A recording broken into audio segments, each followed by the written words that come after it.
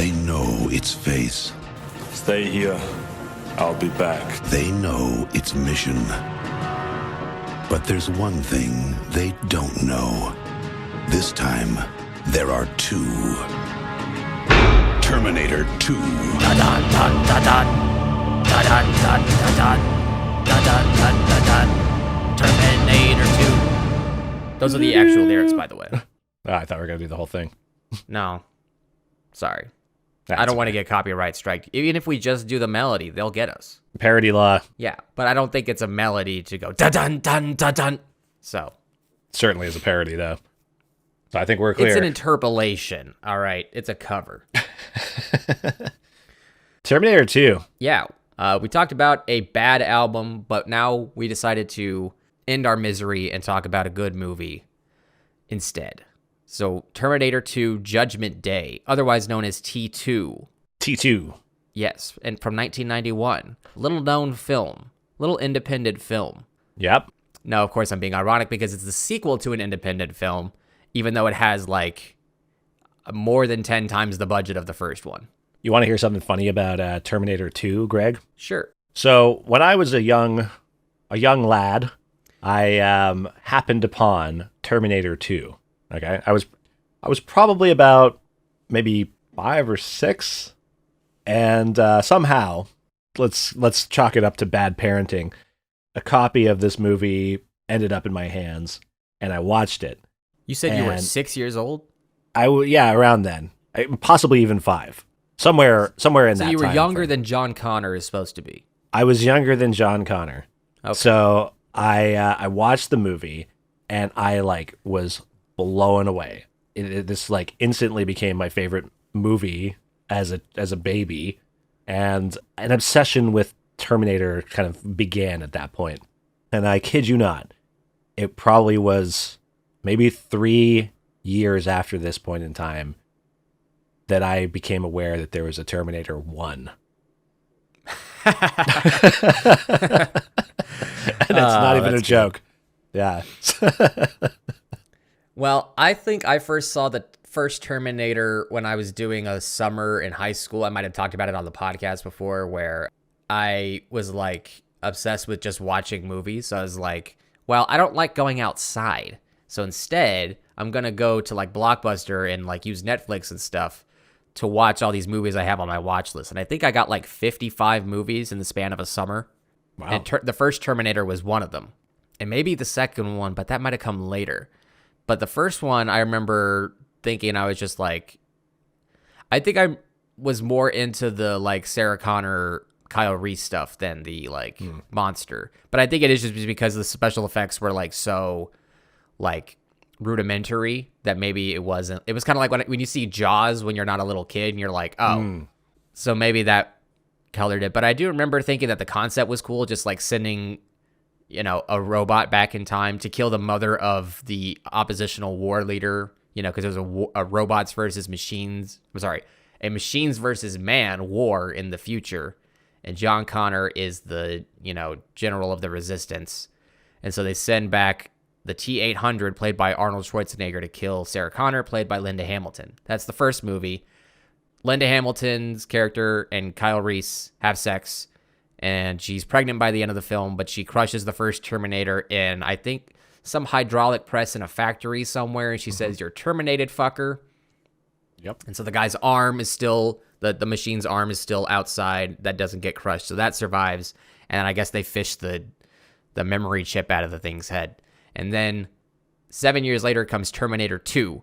And I can't remember when I first saw it. It might have been within the year, but I think I had discovered the Blu-ray at what was then a going out of business Blockbuster. So I got it for $1. And it had the special extended edition on it. So that was the first way I ever saw the movie. I think I had maybe seen a glimpse of it on TV once, and it was the bit where the T-1000 is chasing them in the parking garage of the mental asylum. But that was it. And maybe I think I saw the bit where Arnie cuts his arm off and shows them the robot arm underneath. Mm-hmm.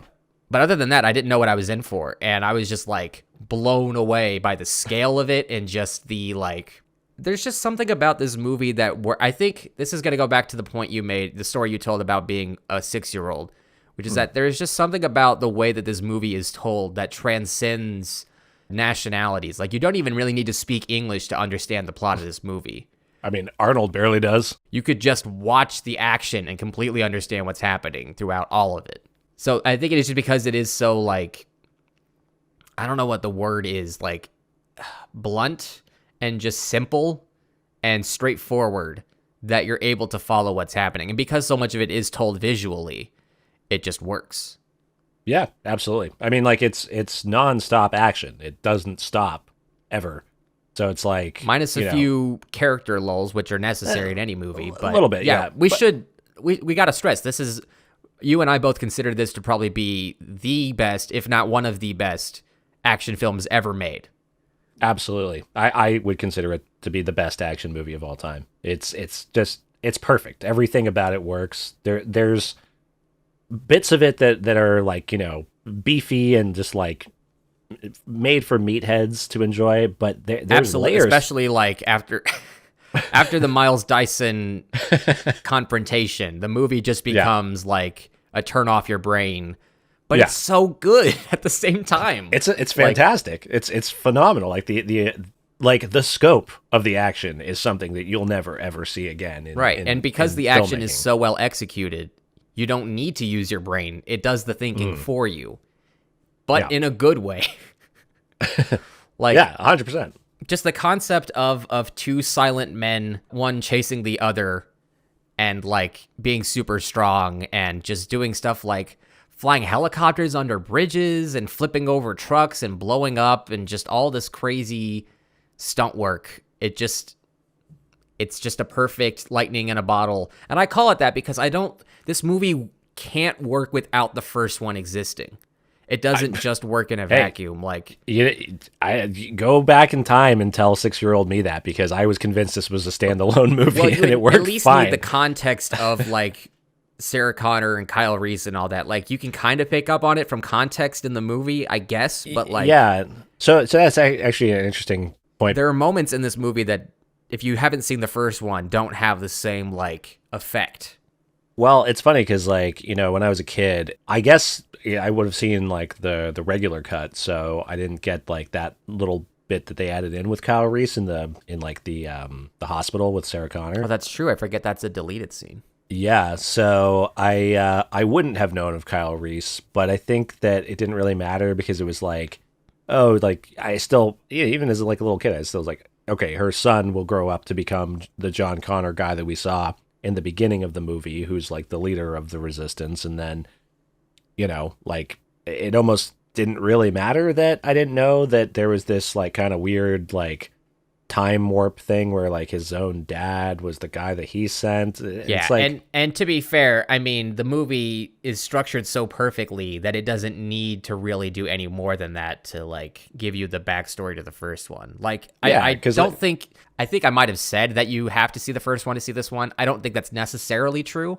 but I think if you do, it makes the second one, if you've never seen it, so much better. And there's one moment in particular that I want to highlight, which is Sarah Connor is breaking out of the mental institution, and she doesn't know that the T-1000 is there disguised as a police officer, and she hasn't seen the T-800 since 1984 when that whole thing happened. So like 10 years basically. Yep. And as she's running to the open elevator to finally break free of this prison that she's in, the T-800 steps out of the elevator, and she's like fucking scared shitless. Yeah.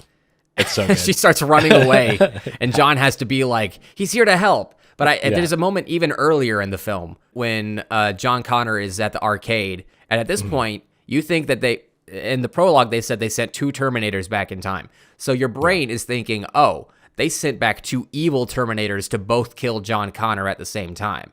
No, they mean they sent back 2, as in they sent back the T-800 in the first movie and the T-1000 in the second movie. They meaning the machines. Yeah. So by the time that John Connor is at the arcade and he sees Robert Patrick's T-1000 as a cop looking for him, he doesn't know it's a Terminator. He runs back into like the back hallways of the mall to, run away from this cop. And then as he's running away, he sees the T-800 with a shotgun on the other end of the hallway, brought to you by Pepsi. And the second that Arnie says get down and he shoots at the T-1000, the entire expectation of the audience just changes in that exact moment. You don't, because in the previous movie, Arnie was a bad guy. He was explicitly an evil killing machine. There was nothing redeeming about him.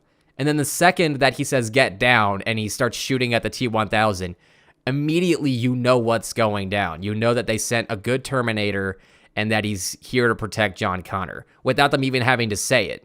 Because it's just like, why else would he be shooting at this other Terminator? Like, it's just so perfectly structured. And I can't say enough good about this movie. Just like I couldn't say enough bad about Tranquility Hotel. The complete opposite. Yeah. It's just the yin and the yang. It really is. Just like you're right though. Like that, like, you know, seeing it later and then, you know, when I was a kid, like finally actually, you know, piecing the puzzle pieces together that a movie called Terminator 2 actually was a sequel, and seeing the first movie, it did add a lot more context and made it a lot more enjoyable in that sense, where I was like, oh damn, like that would have been interesting to have seen it in the chronological order, where I could have been like, oh fuck, like the Terminator is actually a good guy in this one. Right. But you know, it actually worked the opposite way, because when I finally saw the first Terminator, I was like shocked that he was a bad guy. Right. I was like, what's going on here, man? The T-800 is trying to kill John Connor? Like, this is fucked. But no, I love that bit. It's so great, like the whole lead up to the two Terminators meeting, because like it's perfectly cast too, right? Because you've got like Arnold, and he's like this just like all like power, you know, stoic. You can tell he's just like built, you know. And then you've got Robert Patrick, who's a lot more slender. Well, here's the thing, is that Arnold Schwarzenegger doesn't have much acting range, and so the reason that they cast him as a Terminator in 1984 was because that was a character that he could play without them having to embarrassingly dub over his voice like Hercules in New York or whatever that movie was. Well, you know, I went to a Q&A with Lance Henriksen once upon a time, and he was in the first Terminator movie. He's just like one of the cops that ends up getting shot in that massive cop massacre scene in the first movie. I'll be back. Yeah. Yes. And so he was actually saying, because he was good friends with James Cameron, that when James Cameron had written the original script for the Terminator, they had gone to like, I don't know, MGM or whatever. Who put out that movie? Is it MGM? Wasn't it like Canon Films? No, it wasn't like Canon. it was like Orion, but I think Orion. That's right, because it was the one that bankrupted them. Even yeah, though yeah. But I think it was under so I don't know under something works. else. Yeah, I'm not too sure. But either way, they went to some like, you know, film executive, and like the idea that James Cameron had was to have Lance Henriksen play the Terminator, and like they were like, this is a fucking awesome concept, but there's no way in hell we're gonna greenlight this with Lance Henriksen. No offense, like saying this right to his face. Like it, as the lead character in this. Like there's this Austrian guy, he's kind of coming up, you know, he's really muscular, like consider having him in the movie. And then that's kind of how that began. They're like, okay, well actually it kind of works because he's not very good at acting, but he'll have limited lines and he kind of acts like a robot anyway, so it's perfect. Well, there's also like it to get even further into that, like the crew hated working on the first Terminator. Nobody had faith in James Cameron. They were antagonizing him from like day one. So he had to basically like prove to them that he could make a movie. And that wasn't like Piranha 77 or whatever it was. Yeah, I was going to say, because that's the only thing he had before that was like Piranha 2, right? Oh, is that what it was called? Yeah. Yeah. And I think, wasn't he like, he did like special effects for ILM? Like the practical. Yeah. Like he did some, like the first thing that got him a job in show business was he like created some animatronic to make worms wriggle and some like creature feature. That sounds familiar. That sounds familiar. Yeah.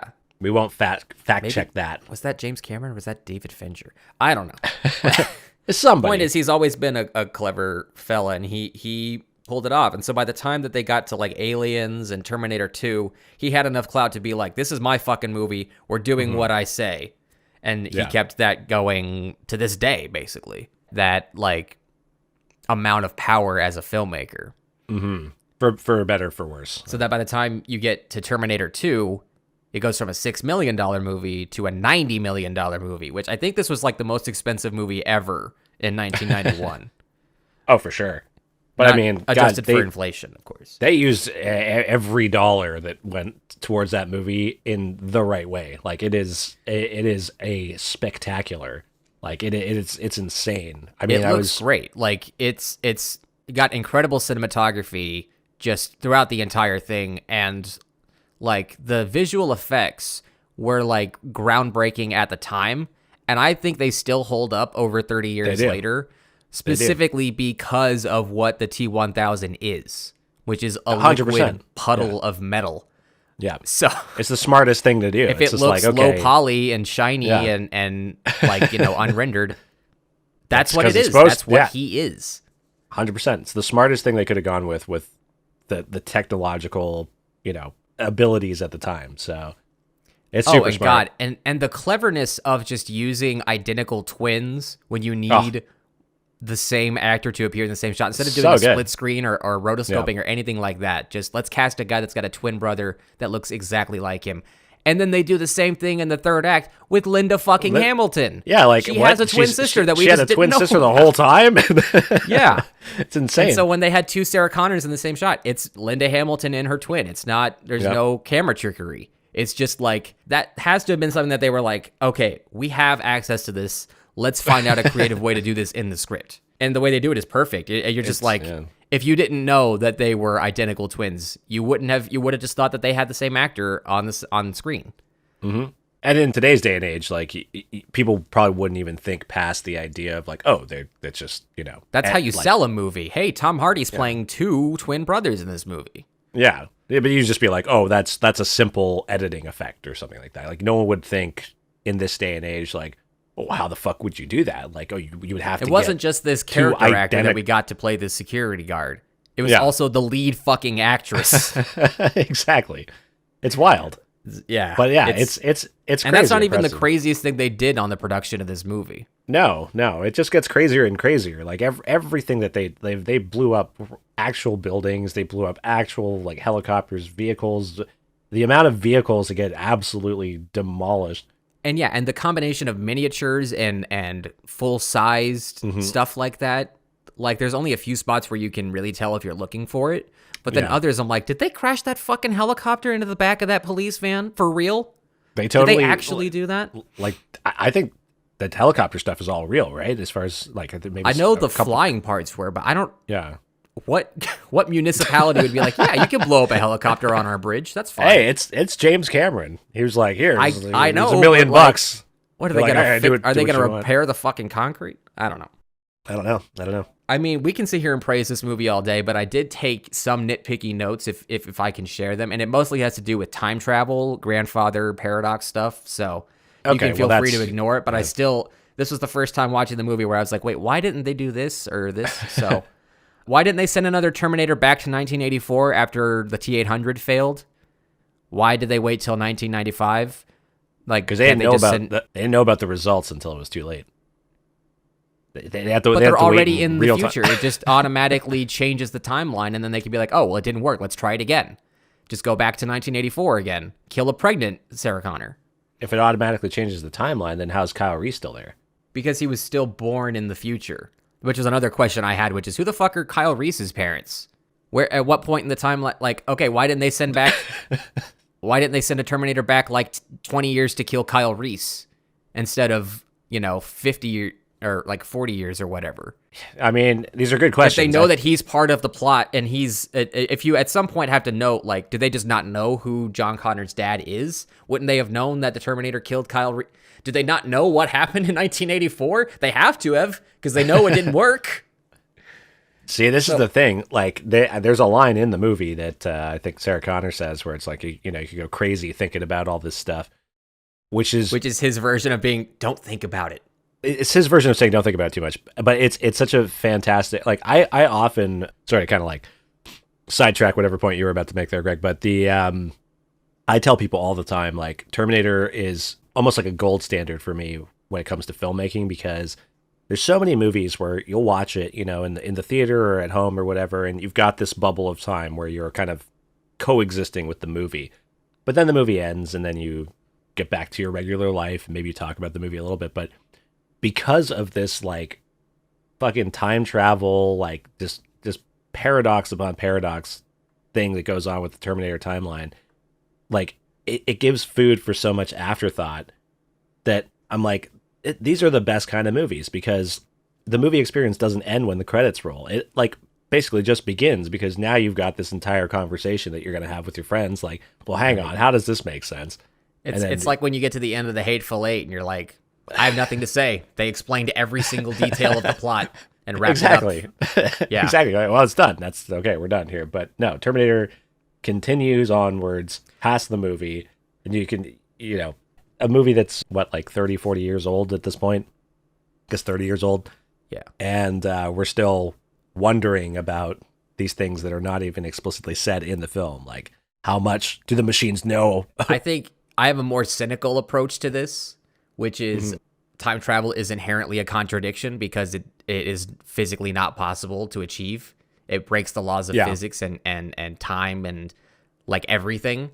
So that's because it is a science fiction concept. If you sit there and try and actually work it out, it's like, well, you're not going to, because it's not real. It's science fiction. You can't achieve it through science. So yeah, you can sit here and be like, this doesn't make sense. This doesn't make sense. It's like, well, none of it does. It's about robots that travel back in time and kill people. Like, it's still a movie at the end of the day. It's like, I might have brought this up on the podcast before. There's a great anecdote from, so in the first Jurassic Park, when they're on the tour and the cars break down and it's raining and the T-Rex is, the vibrations in the water cup and all that.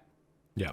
There's that whole scene, and you can see the T-Rex just steps over the no longer electrified fence to get to the tour vehicles. And then later, when the car gets tipped over that exact same spot of the wall, plunge. Suddenly it's 60 feet deep. And you're like, I know the T-Rex is tall, but he can't fucking take that big of a step. Well, Greg, I don't know if you've... but yeah. let me just... Okay, I'll let you finish. Yep. So someone pointed this out to Steven Spielberg, and he goes, it's a movie. It's like, yep. Can't really come up with a better explanation than that. I mean... Yeah, I mean, if you want it is a movie. You want to nitpick about dinosaurs aren't real, so exactly. I was going to say, yeah, nitpick about the height of the ground beyond the fence. The whole thing is. Then you can't have a great sequence where a tree is or a car stuck in a tree and it's constantly falling, and you're trying to get the kids out of the van before they fall to their deaths. Like, it's a great scene. I mean, you can ask about why did they drive directly into a steel mill as opposed to literally anywhere else. Well, it's because it works for how they can defeat the T2. There's really no other way to defeat the T1000 than to melt it in something hotter than lava. Yeah, molten steel. Molten steel. But I don't know if this must have been made like after the fact. If Spielberg's already been quizzed on it, but there is a thing I saw online that like is like an aerial view of what the T-Rex's enclosure would look like, and there is a way to make sense of it. Well, because the way that climbed that giant tree. Well, it didn't. I feel like it would have made a lot more noise than it did. I think is the logic behind. Well, I mean that with those little hands, I know there's not much climbing to be done with the T-Rex, but there's this sort of. Have you ever gone rock climbing, Jordan? It's all in the legs. Really? I've never gone rock climbing, but I might now. It's never too late to start, I guess. Anyway, all that to Back say to that Terminator 2, yes, there are a lot of things that you'll have to just take for granted because it is what it is. It's a fucking movie about time travel. But it ultimately doesn't really affect the plot itself. No, it's just table setting to be like, okay, and now the action starts. Well, they don't travel through time in the movie like in Genesis and all that. No. Mess. Which I actually recently rewatched Genesis, and I can confirm it is a piece of crap. It is insanely bad. Yeah. See, here's my thing with Terminator. I've only seen 1, 2, and Genesis. I've never seen 3. I've never seen Salvation. I didn't see Dark Fate. Dark Fate's terrible. I would actually say Dark Fate is worse than Genesis, but that's not saying anything good about Genesis. And then Terminator 3 is laughably bad, so at least there's the comedy aspect to it. And then Salvation is like very forgettable. nothing really at it. I'm intrigued by the concept of it being entirely set in the future, but I mean, there's like some fun, if you're a fan of like the Terminator stuff and that like post Judgment Day stuff, kind of fun to see that kind of more bleaker side explored a bit more, but nothing. I really can't tell you what happened. I mean, I think there's okay. Well, here's half the human, ultimate, half Terminator thing is here's there. the problem with the franchise, Jordan. And so many people have said this, but I'll say it yet again because it continues to ring true. They should not have made any more after the second one. Because Yes, every time agreed. they do, they try to reset the timeline to erase the ending of the second movie, which is they destroyed every trace of Skynet, essentially, in 1995, before Judgment Day could happen and before the machines could become aware. Therefore, Judgment Day never does happen. Yeah. But Terminator 2 made a shitload of money, and they wanted to make even more money, so you just have to forget about that. That's and what so it is. every time they do a new Terminator, it's, oh, well, forget about Terminator 2. It didn't happen. But it did, because now we're on Genesis, and everything that happens is directly related to that. Oh, people didn't like that? Fine, forget about that. We got Dark Fate, which takes direct place after Terminator 2, because it's the only one people liked, and it inherently... You can't continue a franchise that has a definitive ending like that unless you just erase that ending. Yes. So It's true. that's why I don't want to watch Terminator 3, Jordan, and I don't want to watch Salvation because Genesis was bad enough and they didn't need to keep going. They just love money. They love money. That is the truth of the matter. I'd rather watch Avatar 1 and 2, and I think those are great movies, the second one especially, but I mean, I'd rather watch a James Cameron movie than a shitty imitation of one. That's what I gotta say. I'd rather watch, a true like Cameron in his prime movie. I can't say I share the love for the Avatar movies that you have there, but Cameron That's also just more of like an appreciation of technical production and execution of action scenes than like I don't give a shit about the aliens really. I just like it's interesting to me to be like, wow, they put $400 million into this thing and it really shows. Like there are movies where they put that much into it and you're like, where the fuck did all that money go? Like Pirates of the Caribbean 4. I mean, I love that. I love that James Cameron's always been like, no matter what film project he's working on, it's always like has something to do with like leading edge technology. So I like that that's kind of always been his thing. Like even, like Titanic and stuff like that. The 3D and yeah. Like he's always been there for that stuff. And I think it's cool. But like, yeah, I mean, also, if we can bring up one more thing about Avatar 2, the fucking frame rate switching. Did we ever talk about that? Did you ever see Avatar 2? No, I tried. Okay. Well, here's the off. thing with Avatar 2 is that it switches the frame rate constantly. It goes from the silky smooth 48 to the choppy 24, almost like, I would say like for every 4 shots in 48, there's 1 shot in 24. And it is very distracting. Okay. So I think he was trying to do something with that to like immerse people more. It's like, you do one or the other. You can't jump back and forth between both. Like when Transformers 5 did that with aspect ratios, it drove people fucking crazy. Like the frame rate is even more pervasive. Because, and let me tell you, I saw it a second time in standard format, not in IMAX or anything else, just regular old 2D, and the whole thing was in 24 frames a second.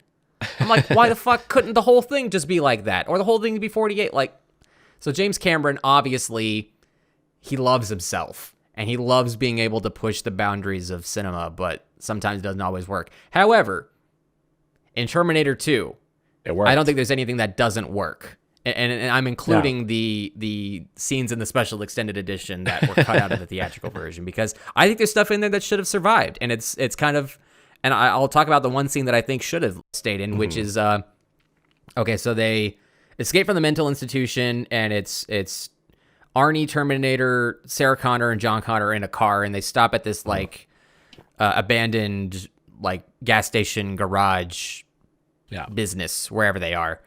Basically just an excuse to, stop and treat their wounds and all that. And so they have this whole segment where Arnie's like, oh, I have a computer chip in my brain that you could change to read only or like change from read only to learn. And that's how they start, teaching him the catchphrases and smiling and all that later in the movie. But then they have this scene in the extended version, which was, I guess, a deleted scene, where they do a whole thing where they unscrew the cap on his head, they take out the chip, and like his inner computer shuts down, and then Sarah Connor's got the little like chip that would basically prevent him from being a killing machine just in her hands on the table, and she pulls like a rubber mallet up and was like trying to smash it basically, but John stops her from doing it and was like, we need him essentially, like we're fucked if we try to survive against the T-1000. Like, we can't just destroy this guy. Like, he's already programmed to save us, so like you're just making things worse by doing this. And so after she relents, because I mean, it makes sense with Sarah's motivation, which is that this thing almost killed her 10 years ago, and it's the reason that she's been institutionalized and all this stuff is because no one believes her. And so she has the opportunity to kill it again and prevent her life from going down that rabbit hole. She can't see the bigger picture, which is that, well, there's still Miles Dyson, there's still Skynet, there's still all this other stuff that just getting rid of Arnie is not going to solve. If anything, you're erasing any possibility of solving it by killing him. And so it's this whole great, like, it's like the Jurassic Park lunch scene where they discuss the ethics and the moral rightness and wrongness of resurrecting dinosaurs and, like, how it can be used economically and all that stuff. It's kind of like that. It serves that same purpose. I understand why they might have cut it out to, like, keep the pace going, because, like you said, it's nonstop action, so they don't want to sit there and have the audience be like, I'm bored. Which is still a thing that executives have to worry about 30 years later. But yeah, it's a great scene, and it's a shame that they cut it out. That is one of the better scenes from the extended version, I will say. Like, I don't think the Kyle Reese thing at the beginning, and that one's superfluous. It is a cool sequence with Yeah. like the whole running from the hallway to the playground outdoors, and then the building disappears. It's great filmmaking, but in the context of the whole movie, you're like, don't they already do this later and her fucking skin melts off? Like, we get it. Yeah, exactly. But no, I agree that one is probably the best of the extended ones. But I think also, like, as a if you're a casual viewer of this movie or something like that, I can see why they cut it out as well. It's just like, well, it's also like Kyle is just sort of explaining the plot. He's basically giving all of the exposition at once, so that whoever's watching isn't lost by just picking it up as it happens. So yeah, I understand the purpose that it tries to serve by being written in, but it's also like, you don't really need it. It's cool, but you don't really need it. For sure. I think, like, also, like, it's it's funny. A few years ago, I did this like video which got lost on YouTube, and I think the hard drive that I made it on crashed. So it's gone for all intents and purposes, and it had too much like actual Terminator 2 footage in it for YouTube to keep like online. So it like it hid it, so you can't actually see it. And I forgot the login. Blocked worldwide. Yeah, so basically, like, what me and a friend did is we made this YouTube channel called Dead Letter Media, which was going to be my friend does a pretty good name. Yeah, my friend does a pretty good like Plinkett impression, and so we thought, wouldn't it be funny if we made Mr. Plinkett videos under this account and see how many people would think it was the real thing. But instead of like roasting movies that actually deserve it, like The Phantom Menace and stuff, we would actually roast movies that are really fucking good, but it would just be like ultra nitpicky. So we did assuming this is before the Terminator or the Titanic Plinkett review came out. It might have been. This was a number of years ago now. I would have to do some substantial thinking to figure out what year this was, but we did this 7 whole years video. ago, perhaps. This sounds about right. Yeah. Yeah, I'm looking right at it, Jordan. It's got 1.7K views. It was the first video that popped up when I typed Dead Letter Media in. Wait, did you mean Red Letter Media? No, I meant the channel with 4 subscribers. Wait, the video is actually there though? Yeah. Oh, what the fuck? Hang on. We gotta take a little. Okay, so I'm going to be doing a review of Terminator 2 here, which is quite possibly the worst movie ever made. Herein, what will follow will be a well-succinct diatribe against what probably one of the stupidest movies ever made, with a sequence of insightful and clarifying Just roll the movie! See, I don't get it here. What the hell? I get the channel, but no videos. Maybe it's because you're in Canada. Oh, what the hell? I Maybe have to that's use one of the regions where the copyrighted stuff was blocked. I gotta use a fucking VPN to watch my own video. Yes, you do. This is insane. Okay, That's what you get. Anyway. That's good to know, though. I'm glad we figured that out on the cast. So anyway, whoever's listening, go check out my fucking Dead Letter Media Terminator 2 video because we brought up some pretty good points. I think the very first thing right out the bat is why do the machines, the fucking T-800 exoskeletons, why do they even have hands? Why isn't every limb of their body just a gun? Okay, so here we have exhibit number A, and it's like a machine that looks like a human. It's carrying a gun, shooting a gun with a trigger. It's like, it's so stupid. Why wouldn't they just make the machine have like guns for hands and legs and like its head and just make a big walking gun? And like even if it falls down, it can still shoot with its legs. What the fuck? They bring that up in the movie. He says they can't form complex machines. Like even Arnold's exoskeleton still needs to be covered in organic matter to travel through the time machine. Yeah, but just cover the gun. Like the arms could literally both be just gigantic, like, you know, chain guns, and they're just covered in the. But then you have to have a whole prosthetic, and Arnold. The whole idea is that Arnold Schwarzenegger is this giant ripped strongman. So isn't it just cooler if he has the strength of a replicant? The real reason is that, you know, would have been a lot harder, and you want Arnold to look like a real person, you know, especially on a movie with $6 million. Yes, for your budget. Yes. We gotta pay attention. And to it was the budget, the 80s. They liked guns. They didn't like guns as hands yet. Not yet, you know. But also, like, you know, not until Laser Blast. This guy's CPU neural net processor is in his fucking head where a human brain would be. Like, come on, man. Like, you put it in the most obvious spot that's going to get hit if someone tries to shoot this fucking thing. Like, you put it in, like, pinky toe or something like that. It's bulletproof, essentially. Like, there are moments in this second movie when he's in the hallway, or he's, like, in the lobby of the Cybernet building, and the cops just, like, start opening fire on him with, like, all these automatic weapons, and you just see, like, the skin, like, chips away, but the metal skull underneath it just bounces off. So... But that'd be the same for any part of his body. So it just feels like too obvious a target to put it in the same place that the human brain would be. At least it's not Darth Vader's fucking apparatus on his chest where anyone can just go up and push a fucking button on it and turn him off. That's canon, by the way. I mean, I agree. I wouldn't nitpick, but if you did want to nitpick, there are a number of like little things where it's just like, oh well, you know. Why didn't here's they just one do that that? I'm curious what you think. How is it that a liquid metal alloy can even pass through the time machine that only allows organic matter to go through it? It's just metal. It's just colored metal. It's not magically covered in human skin. It just looks like human skin. Well, when he comes out of the time traveling device, he already looks like Robert Patrick. So that's not like a he can touch is this time machine, does it only it looks like skin, so just pass it through? It's like, no, Arnold has skin. It's like an epidermis and it's got blood and everything. Like the T-1000 doesn't have any skin. It doesn't have skin or blood, but he looks like he does, and that fooled the time machine. Well, these are really shitty time machines then. Or maybe you could say, oh, well, the Skynet computers are the ones that designed the time machine, so they know the workarounds. And when they sent...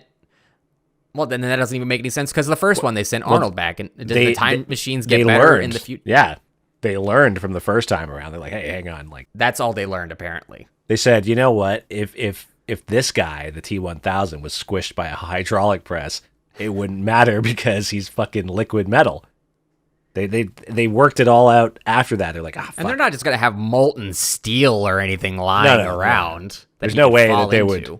The odds of them ending up at the molten steel factory are slim to none, so forget about it. What would happen if the T-1000 was hit by a tank? Was hit by a tank? Like a metal shell from a tank. A mortar shell. He would blow up into a billion pieces of tiny puddles, and then they would all slowly like work their way in back the third together. act with the liquid nitrogen and everything. Yeah, okay. Exactly. They Yeah. work their way back. Doesn't matter how far. So they find literally, their way the across only cities. answer is just to melt metal. Yes. It's not even like we're not even certain that the molten like fucking lava even killed him, because it could just be in a constant state. Well, of that's sort of what I'm like- thinking. Can he become a giant molten Terminator now? Or is it the metal alloy, is steel not a part of that alloy?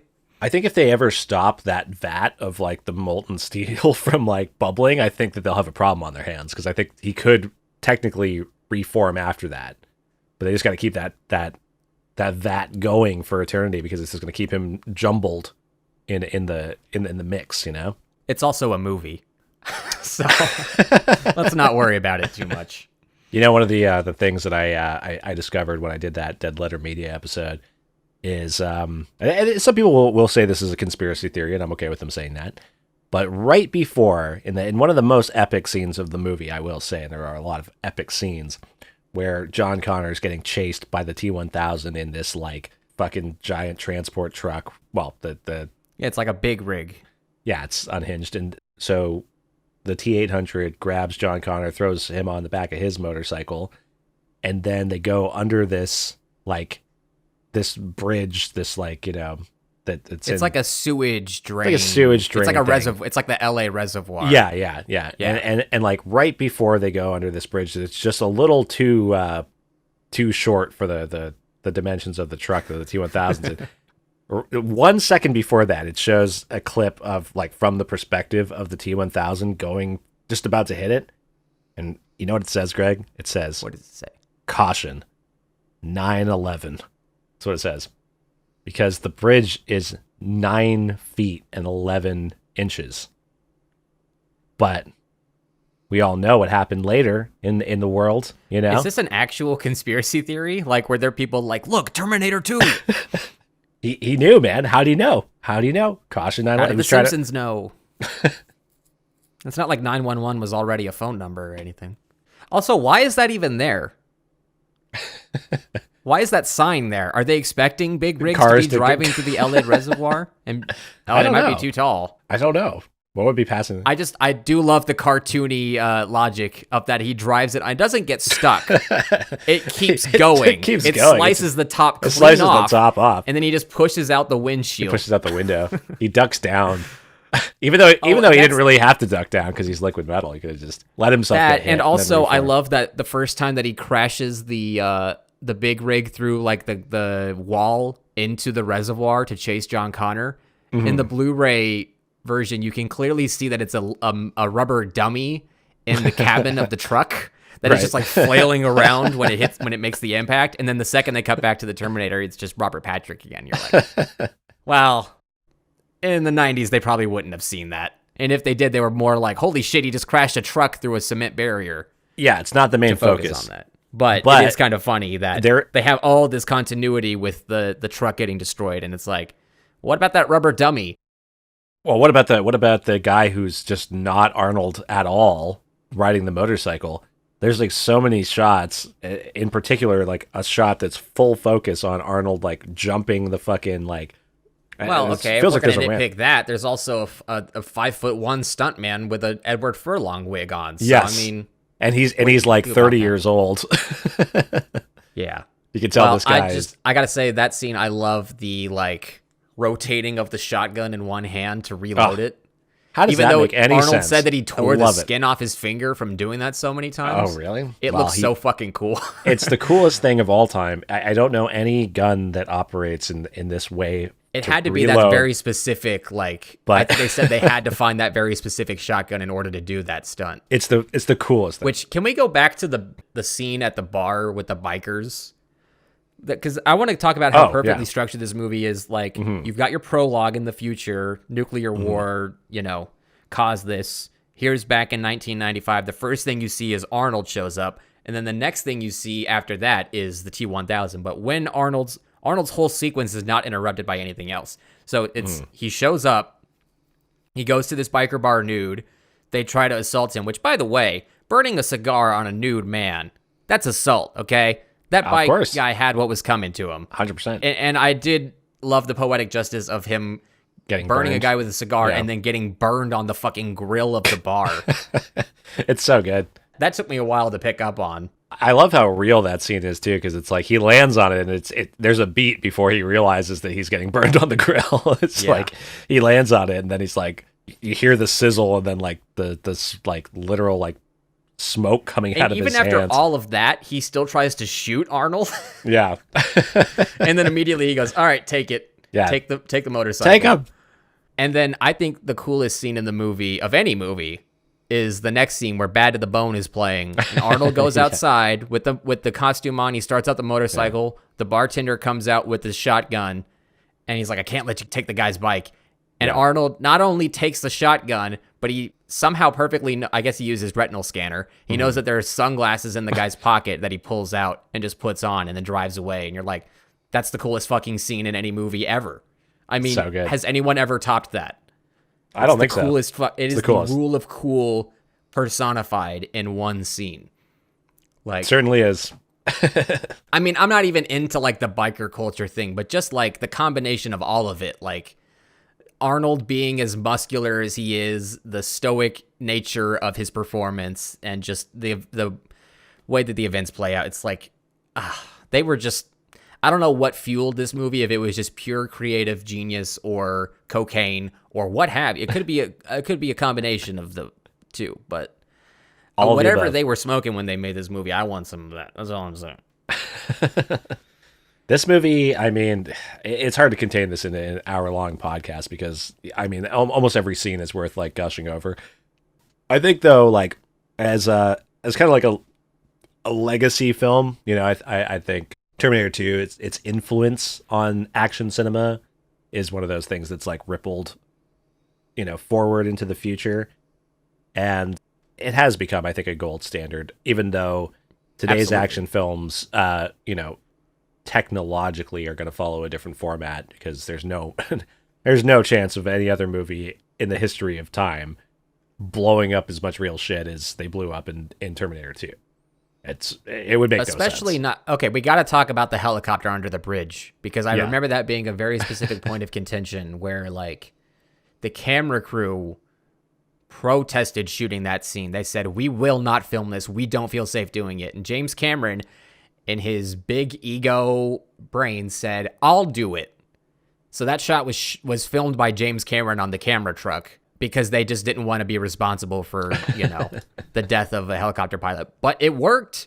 They flew the fucking helicopter under the bridge. And you think they're going to do it again? At one point, he swerves over the bridge. And isn't there even like a one later in that scene where it just goes like whoosh, whoosh, like down and then back up, like really fucking fast under a bridge? Like, Yeah. I can't remember which one it was that they didn't want to shoot. It might have been the quick one or the long one, like the underpass one. But yeah, it's just, I can't imagine working on a production and being like, okay, this is my job today. I have to point a camera at a helicopter that's flying under a bridge, and hopefully we don't have a Twilight Zone movie fucking incident.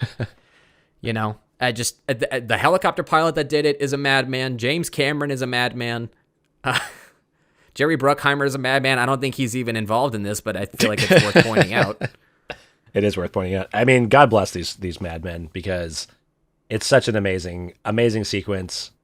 And it kind of, you mentioned this earlier, like after like the Miles Dyson scene, it is Like when they go to his house and explain the whole thing to him. It is nonstop from that point until the very end of the movie. Like it is like them going to Cyberdyne, fucking Blowing shit up. epic shootout, insane. And like, especially like, you know, knowing in the movie that he's been ordered not to kill people, and he's like strategically just disabling every single person he's shooting with this full-on like chain I don't gun. think I noticed that scene. I was like, dude, I accidentally shoot more cops in GTA 5 with a minigun than he did here with the same amount of bullets. Honestly, it's But I'm also not a machine. yeah, and also I'm trying to kill all the cops in GTA. It gets boring. Once you're at that point, you're at 5 stars, you're using the minigun, you're like, this isn't even fun anymore. There's no skill to this. You're just, oh, they're all dead. Great. I'd rather get in a car chase. Got to go to the army base and try and get the fighter jet. That is such a pain in the ass to try and do, like saving the game and then getting killed and then reloading the game, and then You have to do it like 8 times to get it. I Although speaking of GTA 5, did do I it. wonder if anyone's ever tried to recreate the helicopter Terminator. under the bridge scene and like other action sequences from this. Like, I don't think that's worth trying. you probably could try to recreate it like with the reservoir and stuff like that, but it's not as narrow as it is in the movie as it is in the game. It's not 9/11. Even though both are based on one is the literal LA reservoir and the other is a virtual recreation of part of it. But I don't know. There's just, like you said, the influence that this continues to have. Like, I feel like action movies these days, in the back of their heads, they all want to be making this movie.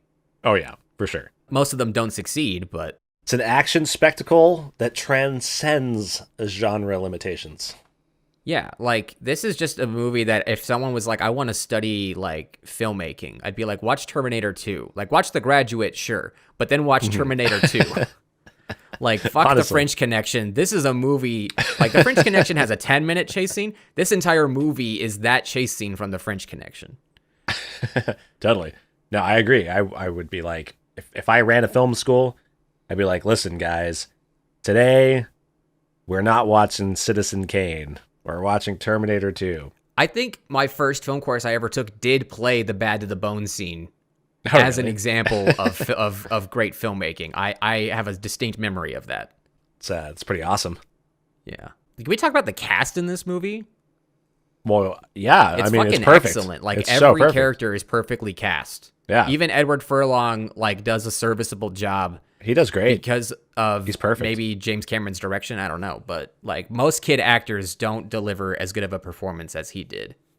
I watched, so we talked about, talking about this movie for the podcast, and I happened to be downtown Toronto, and I found this place called ABC Books, and they sell a bunch of previously owned DVDs and stuff. So I found this massive, like, ultra, maybe even be called Ultra or Ultimate Edition Terminator 2 DVD that has over 6 hours of behind the scenes footage and all this stuff. So I was like, sweet.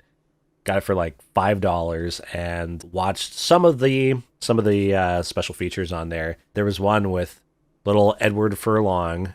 Yeah, he'd not been in anything before this movie. And oh, that's right. Didn't James Cameron just like spot him at a mall before? He and he's spotted like, that it, kid would be a great he was like, John that kid's Connor. great. Exactly. They just brought him in and he was like, okay.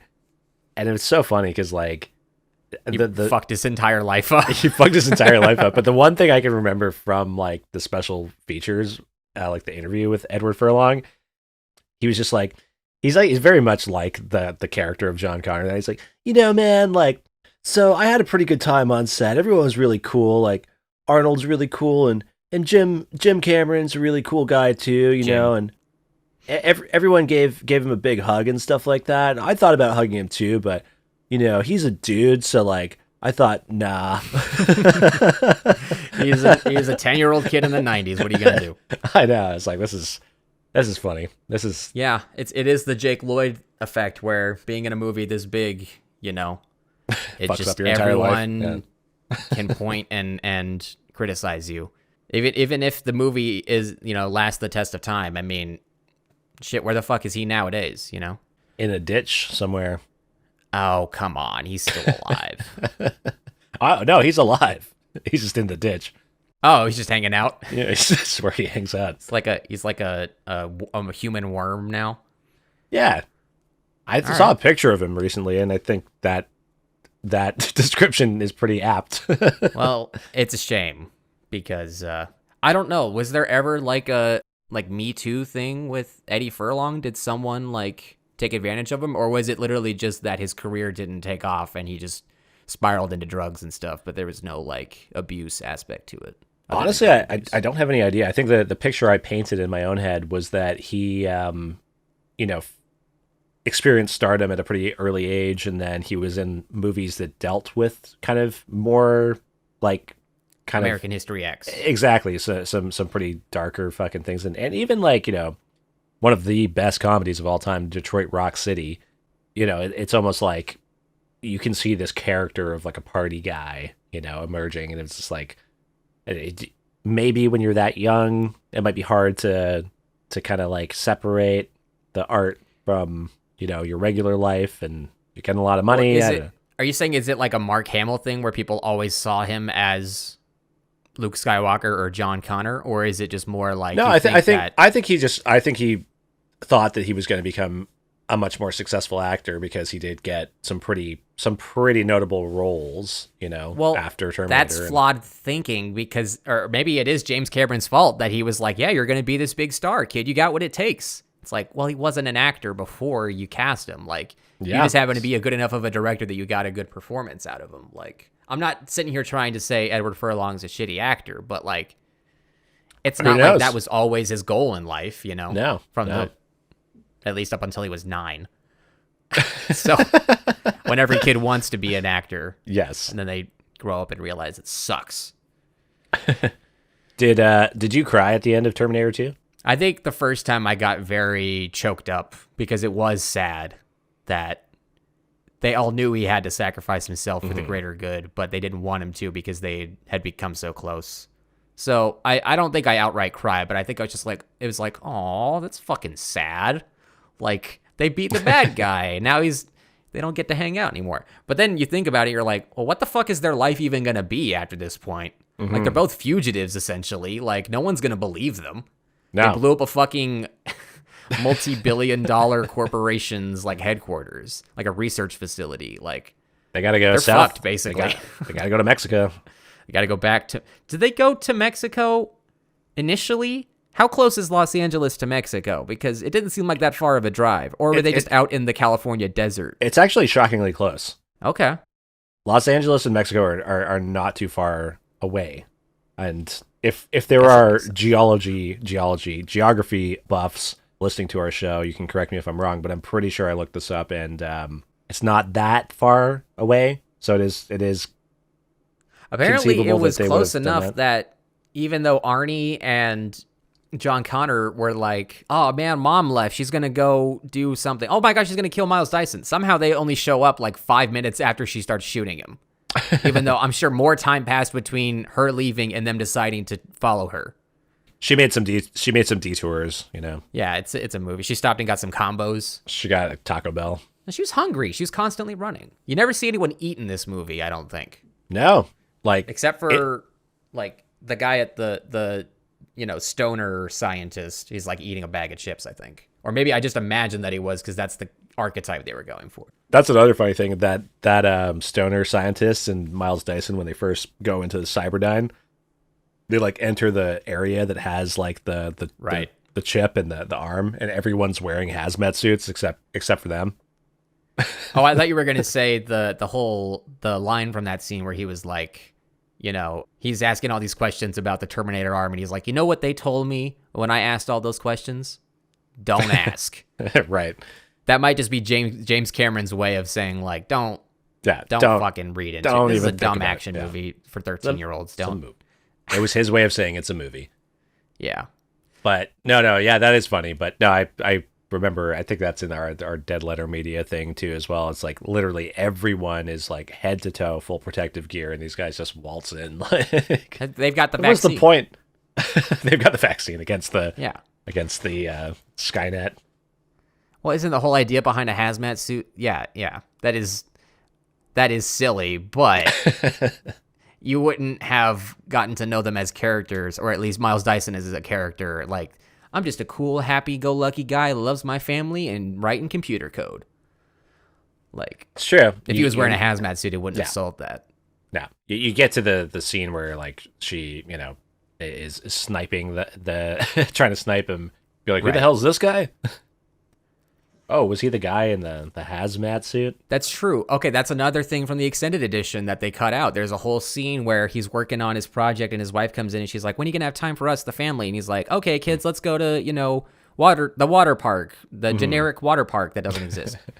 And that's a whole scene. And you're like, okay, I know this guy, I know his family, I understand his stake in the story. And then so when Sarah Connor goes to try and kill him, you already are familiar with his character, and that's why it's even more terrifying. You're like in the shoes of his family when they're watching him get like shot at from the other room. So going back to my point about how perfectly cast this movie is, the guy that plays Miles Dyson is fucking fantastic. I mean, he's amazing. every line he delivers is great, but also his death scene is like unparalleled by any other death I've seen in a Hollywood movie. And apparently it's like hyper realistic too. Mm-hmm. Yeah, his like breathing. I'm not an expert on what people dying is like, but it feels real. I mean, I don't know either, but I remember even when I was a kid, it's harrowing because it's like you're like literally watching this guy die, just like slowly running out of life, and like, you know, and then he's made up his mind about what side he wants to be on in the history books, and it's epic once you know that. And right. I love that. I love that he immediately is just like, all right, let's fucking burn it down. Like, I didn't even know I was going to do this. I didn't know this was going to happen, but I can't sit here and let it happen. Like, you guys are right, 100%. Totally. Even if I die over it, like, this is what I have to do instead. It's so good. It's epic. Yeah. So, there were two more people I wrote down that were perfectly cast. The guy playing John's stepdad, A+. Could not have picked a better actor for that. That guy's archetype. So good. Those poor bastards, man. What the fuck? Those step parents.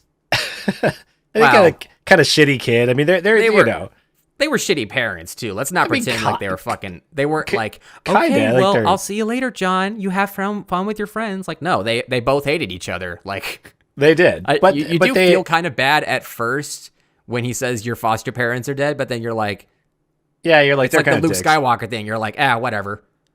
I guess so. I feel like the more recent viewing, I don't know if this is something that comes with getting older, but like the most recent viewing before, you know, leading up to this podcast, I felt the most sympathy I have ever probably felt for those step parents. Because I was like, I don't know, he's kind of a dick too. Like, he comes with his, like, John Connor comes with his baggage, you know? It's like, well, who knows how many foster parents he's on at that point? Yeah.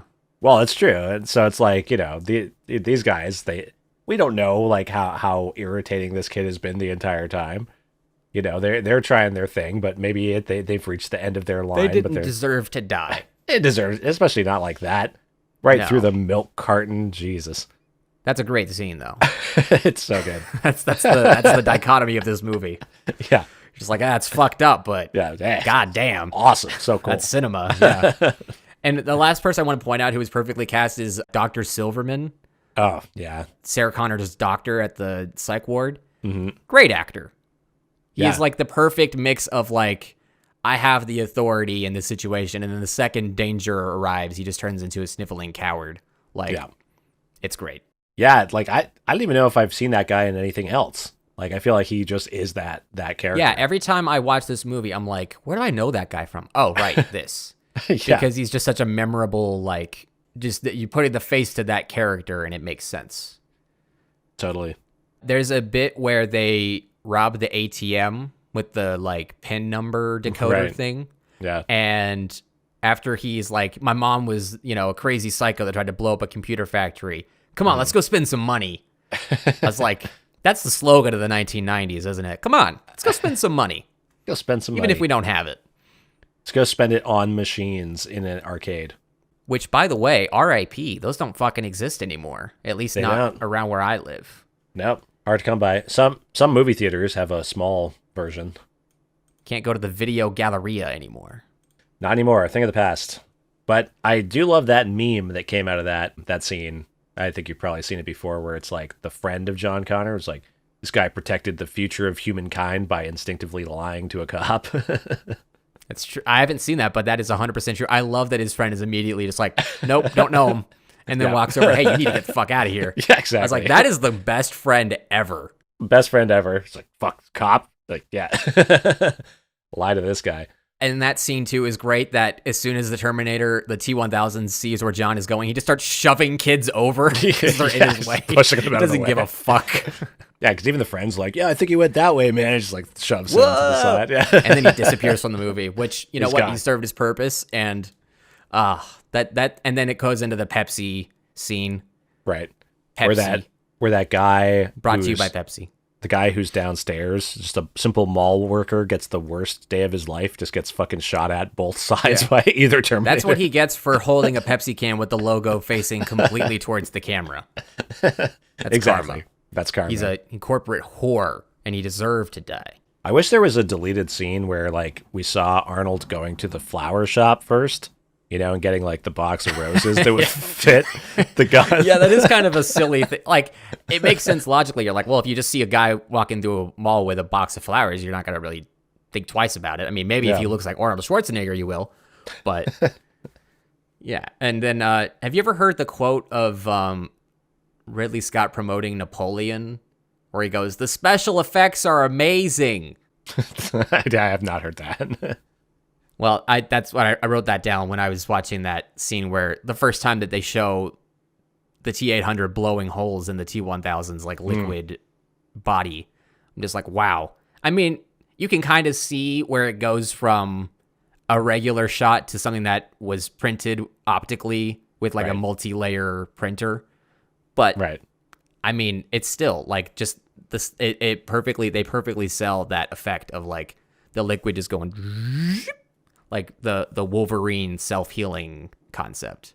It is amazing effects. Like the T-1000 effects all the way until the end. Like when he's literally split in two, and like half of his body's like that was all fucking, like the grenade launcher just blows him. Yeah, apart. Exactly. And he's like got the it turns into like a David Cronenberg movie. Totally. And that's all like for the most part, the effects are all practical with like a bit of like the ILM like CG enhancement and stuff like that. But that thing was like I watched that in the behind the scene thing. I was like, holy did they fucking practically shit. build that giant like? Yeah, it was like an animatronic thing. It's like wow. moving on the one side. It was nuts. I was like, what? That's crazy. So cool. They used to actually put effort into movies. Yeah, movies used to be good. They don't make them like this anymore. They don't. It's like when you watch the behind the scenes footage of The Thing too. You're just like, God damn, we didn't deserve movies as good if this is what Hollywood has turned into, of just not doing that. Like the Thing sequel / prequel / remake from 2011 is entirely indicative of that. They shot that movie with practical effects and then went back and erased them all and did CGI, and it looks horrible. Insane. Looks terrible. Yeah. I watched Roadhouse yesterday. Oh, the Gyllenhaal Roadhouse? The Gyllenhaal. That's how you pronounce it, apparently. Jake Gyllenhaal. Jake Glycerol. He's that fucking Greek. That's a Greek name? I don't know. I'm an ignorant American. I don't fucking know. I just assume. It sounds more Dutch to me, but who knows? Dutch Greek. It's all Dutch. It's all Greek. It's all Greek to me. It's all that side of the world. That side of it's Europe, just like the Arctic monkeys. The Roadhouse movie. Not anymore. I mean, Brexit. I mean, come on, Jordan. Even fucking read the news. Forget about Brexit. It's the one country that isn't Europe anymore. I mean, they say it, but Yeah, I'd like to see it to believe it. So I watched Roadhouse. That's right. with Jake Gyllenhaal. Yeah. And everything is CG. It's insane. The fight scenes are CG. Like when someone throws a punch, they literally halfway through the punch turn into a video game character and then complete the punch, and then it cuts back into real people to show the reaction. And it's like clearly a CGI limb and everything. Yeah, it's like AI. It's got that like uncanny valley. Like it turns. Amazon has how many billions of dollars? It's Amazon and MGM. Well, Amazon owns MGM now. Well, okay, but they must have had some money left over pre-acquisition. So like, what the hell is going on here? I mean, it only cost them $9 billion to buy MGM, so I think you're probably right about that. I'm not even kidding. It was literally $9 billion. It's really? Like, wow, that is embarrassingly small for a legacy movie studio. That's actually crazy. Yeah. So, yeah, like we were saying, CGI, that's what's so great about this movie is that the CGI is used sparingly, and it's all perfect. Like, its placement is always perfect for the plot. Like, the plot doesn't develop without the use of CGI. No, yeah. And it's not done in a way where it's a replacement for the story. They're working in tandem, and it's just beautiful. I have a few more notes before we wrap this up. Yeah, I was going to say I have some too, but you go for it. I love that the bottle of the liquid Rooter that Sarah shoves the needle into to try to poison the doctor to use him as leverage to get out of the building has a giant label that just says poison. Which I understand you have to have that practically, but like for the movie, it is silly that like everything has the most basic description. Like I think the steel mill even just has the word steel on it when they drive into the entrance. It's smart. I mean, like I said at the beginning, like even if you don't speak English, you'll still be able to follow what's happening, Yeah. like with the occasional subtitle spelling something out. He'll live is a great line when he shoots the guy in the knees. That is like one of the biggest laughs of the movie. it's hilarious. I love that when there's a scene when they pull over to the gas station, like mechanic shop to do the repairs and whatnot. And when Arnold does that, or maybe it's later in the movie when they pull over to like the corn dog stand and he teaches them how to smile. When they're pulling over, Arnold just drives in front of a big rig that honks at him. And he doesn't care. He just perfectly pulls into the parking lot. Let's see. Going back to Miles Dyson's death scene. I meant to bring this up. Do you know who plays the SWAT leader in that scene, Jordan? I don't know. The guy who walks up on him as he sees the explosive that he's holding the weight over and is about to drop it. That's fucking Dean Norris. It's Hank from Breaking Bad. Oh, what? Yeah, he was like a character actor before, later in his career. Like he was in Starship Troopers and Police Academy 4 or something like that. So he was he called himself the ABC, the alphabet actor, because he was always playing like DEA, CIA, FBI, like that, those kind of like character roles. And so they just happened to pick him to be the balding SWAT leader in Terminator 2. And so that was something where I had already seen all of Breaking Bad before I saw this movie, or like most of it. And I had to go back and be reminded that that's fucking him. And if you're looking for him, you can see him in the shots that he's in. Like his nose pretty much gives it away through the mask. But that's just one of those things where you're like, that's fucking nuts. But of course that makes sense. He was getting more roles in the 90s. I definitely never noticed that. The sound design of this movie is fantastic. Like second to none. It is just incredible. Like the spatial, like if they cut away from something that's making noise, it'll be like quieter in the background. Like there's that much detail put into it. And like the gunshot sound effects. I love how like the tinier the gun, the punier the gunshot sounds. Like if it's just a handgun, it's like pew, pew, pew. But then when it's like a shotgun, it's like it's supposed to sound, Yeah. I just love that each, like they go up the scale in terms of like the bigger the gun, the lower the pitch. It's true. It has that kind of like Indiana Jones classic Hollywood like feel to like the Foley in it. Oh, and then there's one more thing I had to say, there's three more things. There's no way that John could have read that the truck said liquid nitrogen from that far away, if that's what they were implying, or if he could just tell that was the T-1000 coming towards them, and that's why I had that reaction. But in my brain, he sees it says liquid nitrogen, and he goes, oh shit. It's like, he's like a quarter mile away. You can't read that. Sorry. I don't care how many carrots you eat. The last line in the extended version where they have or not the last line, but one of the lines in the last scene of the extended edition where they flash forward to like the 2030s and Sarah Connor is like a grandma and John Connor's got his daughter and they're like playing on the swings and all that. And she's like, not much happened on what was supposed to be Judgment Day. Michael Jackson turned 40. I'm like, I guess in 1991 you would have been like, oh, okay. Because it's Michael Jackson. But it just, in retrospect, you're like, that's such a random fucking detail to throw into the scene. Yeah, that is. Especially considering it was only like a few more years before all that scandal stuff started happening with it. So. And then my last thing I have to say is that this is definitely a James Cameron movie, because once you get to the third act, not only are you in a, industrial environment with bright lights, fog and smoke and sparks flying everywhere and all this crazy visual stimulants, but the dialogue is always going to be some variation of, hurry up, this way, come on, let's go, come on, we gotta go now, come on, this way.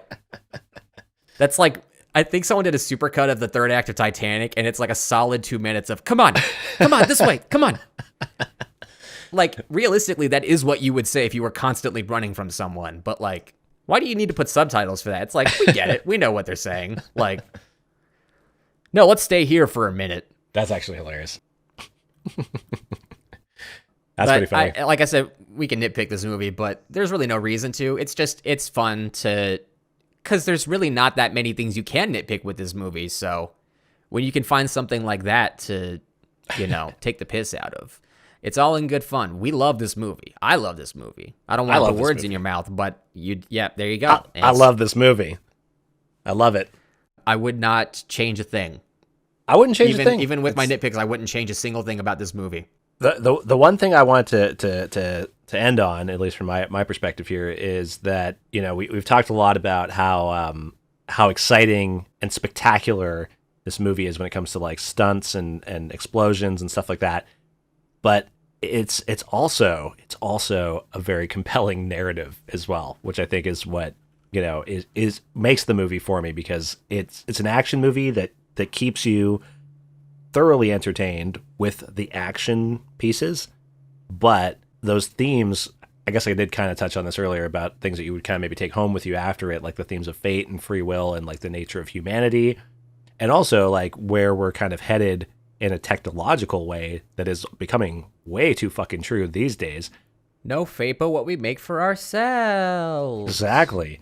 Like that stuff I think is so good. And, as the AI is rising to the state where even the creators of AI in the real world are just kind of like, I don't know, it's kind of doing its own thing now.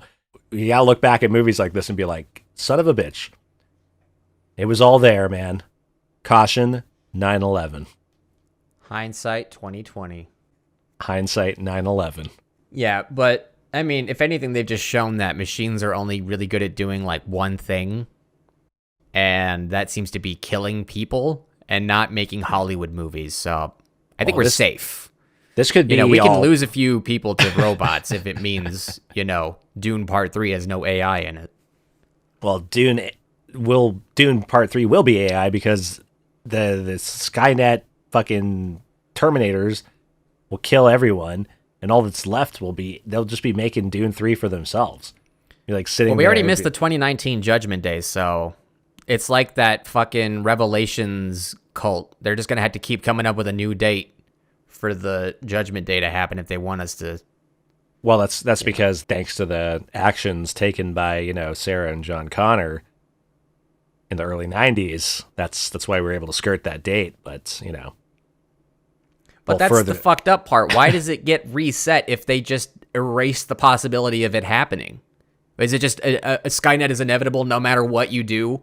Even if you fucking, like, go through the trouble of erasing every single trace of the company and the machine software, it's just inevitable somehow because we want to keep making millions of dollars in this franchise? That's the beauty of the themes of the movie. Fate versus free will, is it? But they explicitly say there's no fate but what you make. And if you went out of your way to make sure that every trace of the Terminator technology in the 90s and 80s is melted in fucking steel, what happens now? Oh, well, they blew up our computer facility. It must mean we're doing something right. Let's keep going. Let's rebuild everything and keep making these machines. The reality is that there's always going to be some asshole that looks at a situation, whether bad or good, and sees a bunch of dollar signs in his eyes and says, you know what, let's work on this a little more. And that is the fate that is made when Google Gemini and ChatGPT Twitter take over. Grok. I'm sorry, Grok. Whatever. It's not even going to be like names anymore. It's just going to be like caveman words like ga. And the AI will be like playing songs by Bon Jovi. Totally. That's what it's all been geared towards.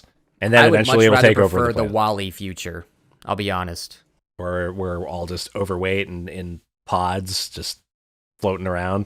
You know what? I'll be honest. The Matrix, the whole blue pill thing, seems pretty appealing. Doesn't seem that bad, You don't know you're getting your energy sucked out by a machine. It seems like ignorance is bliss. That's all I'm saying. You're saying so maybe I'm part of the problem. Maybe I'm part of the reason why Skynet will eventually take over, because it will just become complacent. And it's like, well, what can you do? What are you going to go and smuggle guns and teach your infant son how to become a general in a war in the techno future? Not everyone has that free time, you know? Or that level of commitment. It's a lot, Or you know? yeah, exactly. Or that trauma that would fuel that. So I'd be like, hey, listen, let's work together here. You guys, your machines, you can seemingly make anything possible. Why don't you make 1 billion songs in the style of Animal Collective? I'll sit here and get fed through a tube. And while you're at it, make 1 billion really good sequels to Terminator 2. And let's just say that's that. You know, you can take over and enslave humanity. No big deal.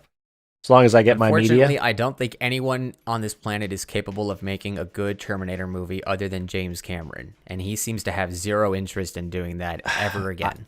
I don't even think he would be able to do it. I think like you said right at the beginning of this podcast, it should have ended it too. Yep. So, when Terminator 7 comes out, are you going to go see it? Of course.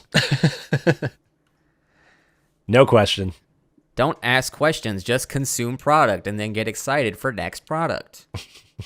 Let's spend some money. Let's go spend some money. Come on. Let's go spend some money. I think that's the best way we could end this episode. Thank you for listening. Next month we'll be back, hopefully on a more regular schedule, but no promises. We've never promised anything solid on this show, and I think we should continue down that road. Exactly. You get what you get. And, you know, it's free. So what are you going to do, huh? You got a better idea you got to make your own fucking podcast instead? Yeah, I don't think so, buddy. we can barely find the fucking time to do it ourselves. You think you got the free time? All right, well, yeah. Hey Jordan, would you recommend this movie? No.